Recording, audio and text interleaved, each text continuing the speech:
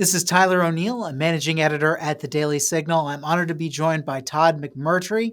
He is well known as the lawyer who represented Nick Sandman, the Covington Catholic boy who was repeatedly defamed after the March for Life back, I believe it was in 2019. Anyway, McMurtry has a wonderful new book called Dismissed: How Media Agendas and Judicial Bias Conspire to Undermine Justice. It's great to have you with us, Todd. Thanks, Tyler. I'm pleased to be here. Appreciate the opportunity. So, what really inspired this book? I mean, I think you and I both know that defamation law is complicated and somewhat arcane and also twisted in a way that makes it harder for someone who gets defamed to represent themselves in court. And I think, you really lay out an excellent case for revisiting New York Times v. Sullivan. And you have a lot of cases here, but what really inspired you to, write a book about it? It was really frustration with the process. When I started the Nick Sandman case, I had not handled a defamation case prior to that. And so it was kind of a baptism by fire. But immediately, with the notoriety that case brought, a lot of other people called me, reached out to me for representation, many of whom I've represented. And it's anything from simple stuff like a girl who said something improper and finds herself under attack at school for saying something about President Trump, for example, or a student who utters the wrong word, or a professional, or all types of people, CEOs and so on, who say the wrong thing, and then they find themselves in trouble and getting canceled. So having to deal with so many people who had been canceled and trying to help them, it became painfully obvious how much of a barrier defamation law was to helping them. And I thought that writing this book would explain to people the difficulties, but also maybe show some of the opportunities to change, ways to protect yourself from defamation. And again, just to emphasize this happens to everybody, literally from high school students, college athletes, professionals, business people, housewives. I've dealt with dozens and dozens of these people, and it happens all the time, and it's amazing. And I think people need to understand how the cancellation process works and how it relates to press, the judiciary, and defamation law. So does your book really gives a quick way of, what to expect if you get defamed, what to do, what to look out for, and of course, what to watch out for with media false narratives? Right. There's some basic things, I think, that a person who finds themselves the recipient of an email from the principal that says, we don't like the way you addressed this teacher who is whatever, some intersectional nature. And, and then the next thing you know, that email leaks and you're getting a call from the local newspaper. So when that happens, if you read the book, you'll understand the process and what's taking place and how you're in the crosshairs to be, in essence, canceled, and how to respond. And so there's some practical tips in the book about, only responding in writing, never saying, I'll take this, can we speak off the record? Because, there's rules about speaking off the record that most people don't really understand. Identifying a lawyer in your community who has some familiarity with this law. And I provide, sample ideas and letters of what people could write and how to defend themselves. And the whole idea is to write a letter that's going to say, what you're about to write is false, and I don't consent to you exposing the details of my private life. And so by putting that journalist on notice of the falsity, it probably, or it does, improve your position with regard to proving their fault, be it negligence or actual malice. So let's go over the case that brought you into defamation work in the first place. The smirk heard round the world. This, MAGA hat wearing boy who decided that he would, not bow down or something to the Native American man. I mean, it's really interesting because, as you noted, you put the whole scenario through some AI platform, Yeah. and it revealed the truth of what the situation was that the media completely overlooked. But what really made your blood boil when you saw all these stories coming out about Nick Sandman, and walk us through that conversation you had with your wife over the dinner table? Okay. Well, what made it was very, very interesting because, we're at dinner. My wife and I are at dinner. And as I say in the book, we're not people who sit at dinner and scroll through our social media accounts. We actually talk. But I went to the restroom and came back, and she was doing this. And I started looking at it as well. And I had a son that went to Covington Catholic High School. And I thought, this can't be. And I knew enough or had enough intuition to feel that this was false and that it was a hit job. And so I really spent the night kind of keyboard warrioring against people in my community saying, wait, there's another video, because I found the other video pretty quickly. And I said, this is not what happened. I'm yelling at the mayor of the city of Covington. I'm complaining to lawyers and the Diocese of Covington's law firm. I mean, it went on and on.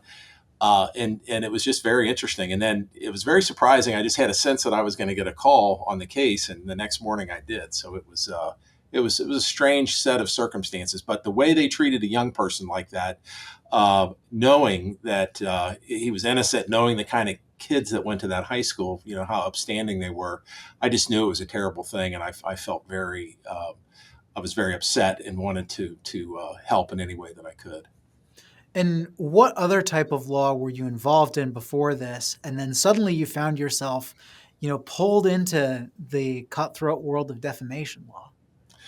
Right. Well, over the years, I have had some type of rebel type cases representing taxpayers and taxpayer lawsuits. And generally, I've sued governmental entities for things that I've considered to be improper. So I have kind of had David and Goliath type situations. But the bread and butter of my law practice prior to this was what you would call business dispute litigation. I represent a number of municipalities in Kentucky, so I did a lot of municipal law.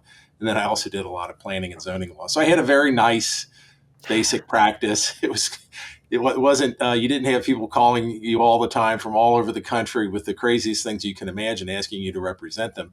The new practice is a lot more fun and exciting, but the old practice was very reliable, and I was pretty good at it, so I enjoyed that. But then you come into defamation law and you represent this client. I mean, this is a client the entire world pretty much heard about. And you're representing him against CNN, against, I believe, the Washington Post, against a lot of the legacy media giants in the business. And, you came out with, and I'm still like on the edge of my seat wondering, what did CNN do? How much did they pay? Like, there are so many unanswered questions in the Nick Sandman cases. And you resolve most of them, or I believe all of them, before they ever get to trial. Is that correct? Well, it'll continue to remain a mystery how the cases were resolved. There were 8 cases, 3 of them were settled, and then 5 of them were not. And that was also a pretty big inspiration for the book, because the trial judge in Kentucky, who was I think at the time, I think he was 83 years old, and was very favorable to the press in his prior opinions. That's the judge that we drew in the case, and he dismissed our case. And I thought, this is, how can they dismiss it? And he said, well, it was really what Nathan Phillips said is his opinion of what happened. And I said, how can it be an opinion to say that somebody blocked your path and prevented your retreat? That's a fact. And we had 14 different camera angles that showed that Nick Sandman didn't move an inch. So he could not have blocked Nick Sandman and could not have prevented him from doing anything. As you know from the video, Nathan Phillips walked right up to Nick Sandman and is pounding this drum in his face. Nick never approached Nathan Phillips at all. And so we said these are factual issues, but the court said that they were opinion. And changing the way courts look at opinion is one of the recommendations that I make in the book. Not everything should be an opinion, but the way judges write opinions today, legal opinions, they can make a lot of things an opinion. And I think that's completely wrong. And then we went to the Sixth Circuit Court of Appeals, which is the appellate court above the trial court where we were.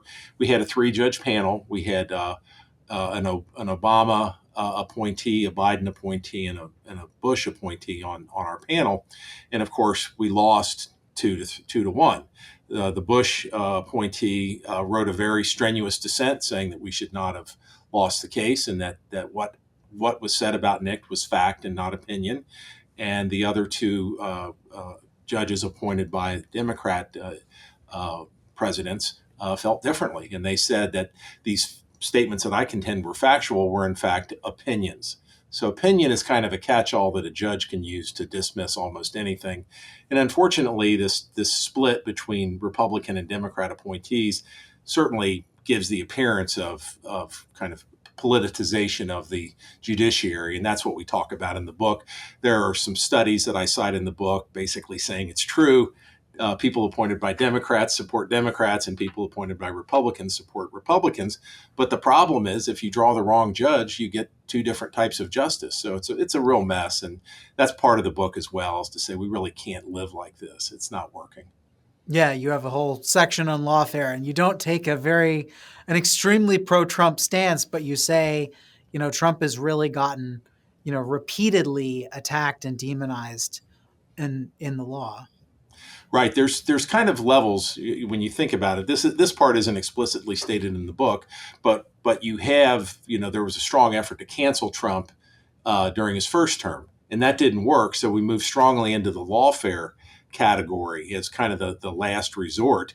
And it just seems like they failed in the first try. So now there's this effort with the lawfare as a second try to use the judiciary in a political manner to achieve a political end that it's really not meant for that, obviously, as we know by looking at how frivolous these lawsuits are. When it comes to responding to somebody getting canceled, and I think this is kind of the nut of the book, you talk about the need for defamation law to be different than it is. And, I know New York Times v. Sullivan, a long time ago, civil rights case, maybe that was slightly rightly decided, but if you look, there are so many different rulings that are based on New York Times v. Sullivan, and it kind of influenced the way the defamation law works today. How would you say defamation law has been undermined by New York Times v. Sullivan and following precedents? And what does the Supreme Court, let's say 5 or 6 justices had your ear, what would you tell them? Well, I think that New York Times v. Sullivan needs to go away. Prior to that, the United States in its defamation practice operated under the common law, which was primarily a negligence-based application.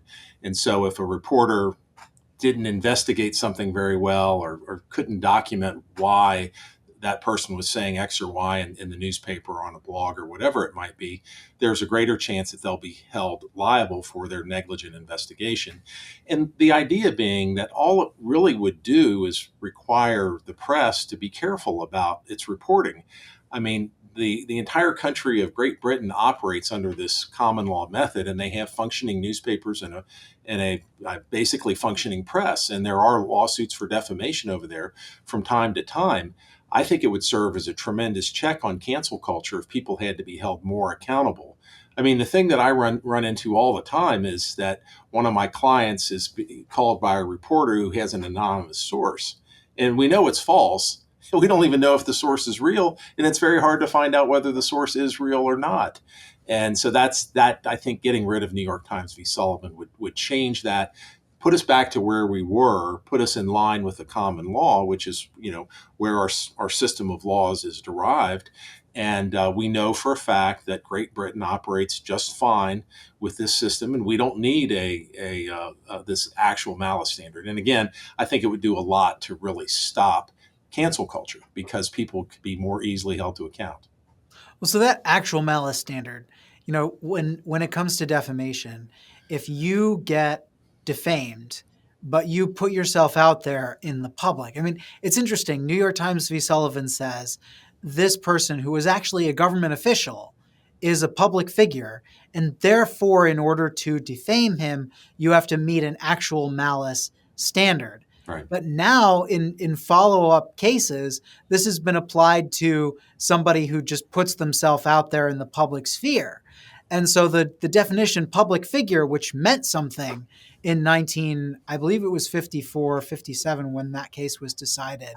But, now it means almost anybody. And I think you get situations, I don't know if Nick Sandman quite applies, but I think Candace Owens definitely was considered a public figure, even though she was employed by no government. And in order to win a defamation case, you have to prove that they acted with reckless disregard for the truth. Right. So the actual malice standard created in New York Times v. Sullivan at first applied only to government officials. Then it began to apply to individuals who were public figures.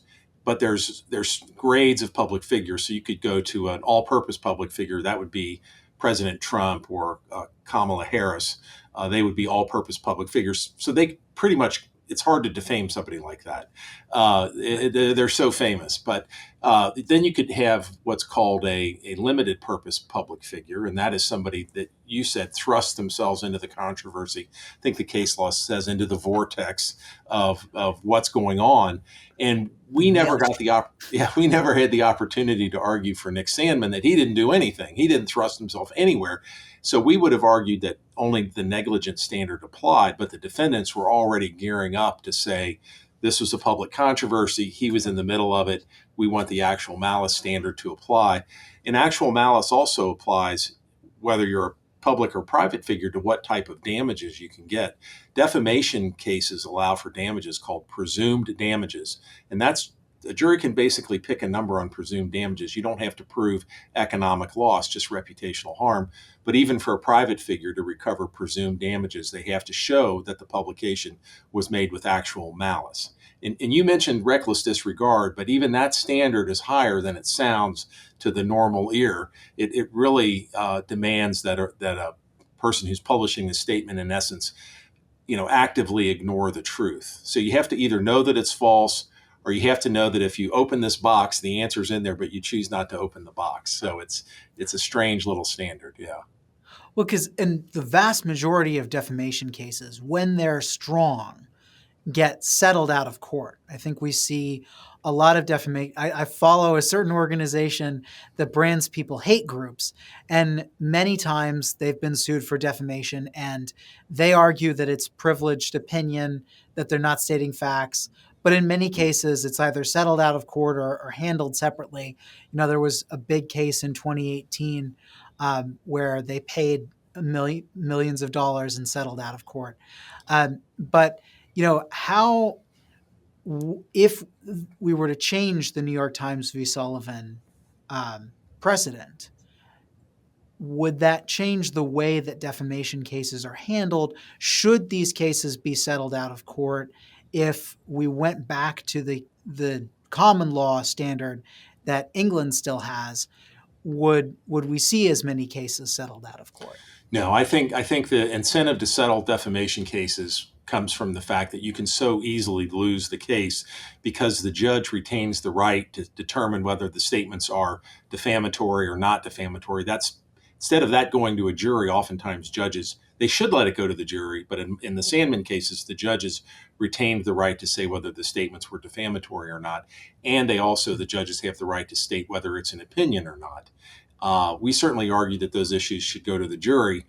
So you want to settle if, people want to settle because they know how precarious it is and how difficult it is to prove up these cases. They're very challenging. But when you get past all of that, defamation cases do provide for substantial verdicts. There's a lot of big verdicts out in the United States, a lot bigger than even Johnny Depp's case. We had a case in Kentucky here about 2 years ago where a doctor received like $22 million. And it was not my case, unfortunately, but a very simple case. And the jury awarded $22 million. So Wow. they're big cases. And I think if we change the standard, it would strengthen the plaintiff's position for a while until people who were issuing these statements learned to be more careful and to wait just a minute or two before they published it. For example, in the Sandman case, the Washington Times really rushed out there and published it kind of hot off of Twitter. There was a viral tweet going around, and the Washington Times basically, it jumped from the Twitter to the Washington Post, Twitter to the Washington Post, and they ran with it with not much investigation. I think in the future, if we change the standard back to the common law, you would see that I think people would just be more careful. I think it'd be better.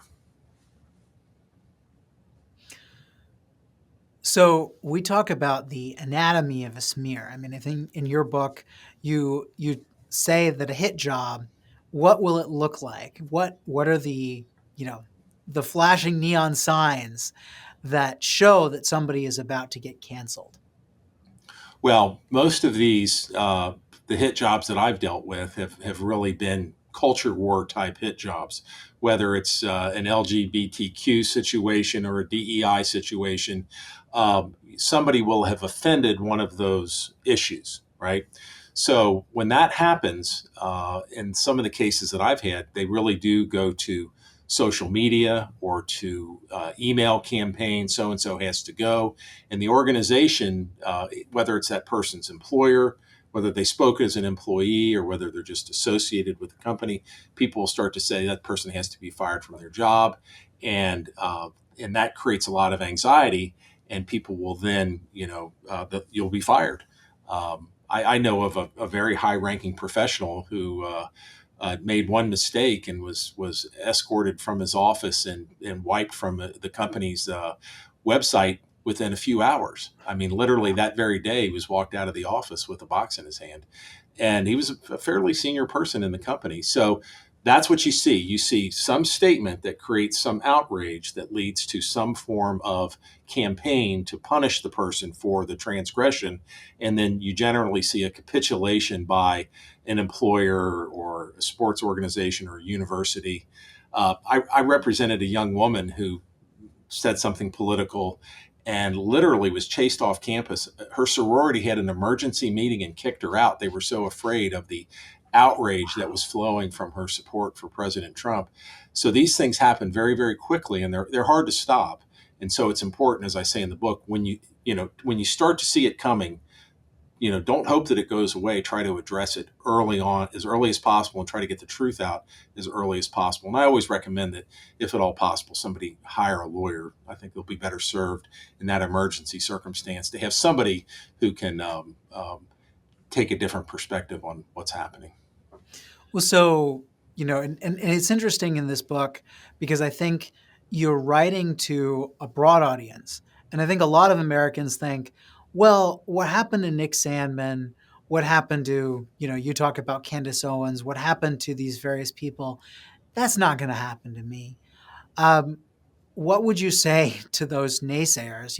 Would you say that this is a real issue that all Americans, especially, if you're conservative Christian, you go through, white conservative Christian, um, should you be expecting this to happen to you? And if so, what do you look out for? I think that you should treat it like buying car insurance. You should prepare for it, and you should expect that it is a real possibility. Because I mean, literally one word, the wrong phrase, the wrong hat, the wrong drawing, all types of things can lead to your immediate expulsion from whatever it is that you're doing. I mean, I've seen Ivy League scholarship athletes be threatened to lose their scholarship over one false statement. So I would suggest that people, or one statement that they didn't make, they were accused of it. But I would suggest that people get the book, because it'll really tell you what you need to do to prepare for this and how to recognize it if it's coming your way. And I would say, especially if a person is in any way involved in whether they're a city council member or some type of elected official, whether their job puts them in front of the public eye, whether they're a professional of any type, a business owner, chief executive. These people really need to be careful, because it happens fast and it can be devastating. And what happens to people who suffer this? It is devastating, emotionally, financially. Your friends, your family. You're basically, I've seen people kicked out of polite society for things that are pretty minor by my standards, but are turned into outrageous events, and then these outrageous attacks that follow. So I think people do need to be thinking of it as they would, what are my chances of having a car accident? They're probably in that range, and something that you would want to buy insurance for, in essence. And that is, know a good lawyer in your community, read the book, and be prepared for the eventuality if it happens to you. Why do you think this is such a threat culturally? I mean, I don't know if you want to get into, you know, spiritual struggles you might think are tied in with this, but why do we have this ideology that's essentially looking for ways to scapegoat um, those who would have been considered, normal Americans? Right. I mean, a person that used to, raise their family, go to church, do their job, volunteer in a civic organization, those were Right. all hallmarks of a good person. And as I said in the book, Christians are especially under threat in these things because they tend to support traditional values. And we have this, they might more naturally react against some intersectionality or some DEI issue, probably with a very fair and Christian response, but not one that is consistent with in essence, the dominant culture. And so I do think that there is certainly for people who are you don't even necessarily have to be Christian. Other religions hold views that are in opposition to intersectionality and DEI issues. And so that aspect is certainly there to make you more of a target because you're more likely to have a viewpoint that is different than the popular culture. And I do certainly see something I said in the book, and that is why did the press attack Nick Sandman as aggressively as they did. And I've seen other children attacked. I've seen high school students, college students attacked for similar things. And I think that there's just a hunger to punish somebody so badly that it inflicts fear into the rest of the culture, so that parents are afraid, that scholarship athletes are afraid, that people in colleges are afraid, and so they keep their mouths shut. And in essence, it creates an enforced conformity, or at least a lack of dissent from what the dominant culture is currently telling us about how we should live our lives. And I think that the willingness to stand up to that is important, but at the same time, it has to be done in a way that's safe, and that people are careful about what they say and that they object so in the right manner.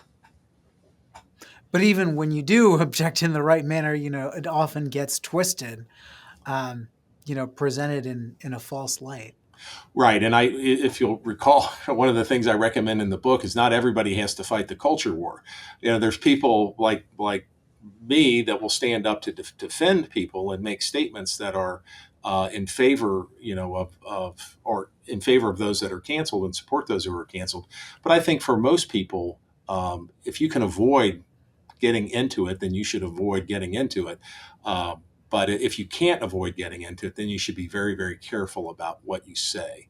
So I do think it's good for people to let the professionals, so to speak, fight these battles for them because, we're prepared for the losses. Yeah. Well, I did want to ask you one other question, and that was about Candace Owens. You have a chapter in here, and I think it's a very important chapter where you talk about the wrong think on COVID, how Candace Owens was asking questions that were that were inconvenient for the government narrative. And then you essentially had an attempt to cancel her. But also we've seen Candace Owens become somewhat of a lightning rod in recent months for statements that I'm pretty sure you wouldn't agree with. Why, why feature her in the book, and how do you navigate the current situation? Well, I think that what is the chapter about her case in the book is very instructive about cancel culture. She in essence at the time was largely uncancelable unless they took away her platform. So then there was an effort to deplatform her, and we talk about that kind of added level when you're a big shot, and that you're self-employed, you can't be fired from your job, you're not afraid if people aren't happy with what you say if you're trying to speak the truth, and then what's the next step? The next step is deplatforming. We saw President Trump deplatformed. We saw efforts to deplatform Candace Owens, and then after that comes lawfare, in essence, right? Yeah. So I thought that the chapter was very instructive for that purpose, and I know Candace has been involved in a lot of controversy of late, and I think Christ is King, or whatever the phrase is, things like that are said, and those are implied to be anti-Semitic in some way. I have to say, I don't know. You can consider myself a strong supporter of Israel and very pro-Israel, and I think we're doing the right thing there. And I think Israel's in an existential crisis, in a situation where they have to win. And I don't fully understand Candace's comments or why she made those. Yeah. Well, is there anything else you'd like to add about the book, about Nick Sandman, about any of the big cases that, obviously not the ones you're involved in, but the ones that you think might open a potential to revisit New York Times v. Sullivan? Well, we have some very interesting cases, and I probably am not going to comment on those. But we look strategically for opportunities to get at the law and try to make changes. We have had some good success. It's not a defamation case, but we brought a case against the comedian Kathy Griffin for basically getting somebody fired in a cancel culture event. That's what we allege in the complaint. So we are trying to press the boundaries of things and to try to do good for people when they are canceled. So that's an interesting one to follow. We had a nice victory in the Sixth Circuit Court of Appeals where we were able to sue Kathy Griffin in Tennessee. And so we have a very good decision, which is helpful to other people who are canceled in the future. And it increases the opportunity to bring the defendant to your hometown versus having to travel to California or New York, where they have anti-SLAPP laws, and you don't have to go there. So I think we're doing some good work, and we're certainly trying and fighting hard. So it's an ongoing fight, and we just try to be strong in our efforts and remain hopeful that we're going to make a difference as we go forward. Well, thanks so much for joining me. Where can people follow you, buy the book, listen to the book? It's available on audio as well. Yeah, you can get the book at Barnes & Noble or on Amazon. You can get it on Kindle, and there's an Audible version. And it's a tight little book. It's not a big read. It's not written for lawyers. It's written for everyday people. And I think it's worth the time to go in there and learn about this so that you're protecting yourself. And following me, I do a little bit of work on Twitter where I post things every once in a while. It's just at Todd_McMurtry. And if something interesting happens, I'll post it there. Well, great. Thank you so much, Todd, for joining us, and best of luck with the book. Thank you, Tyler. I appreciate it.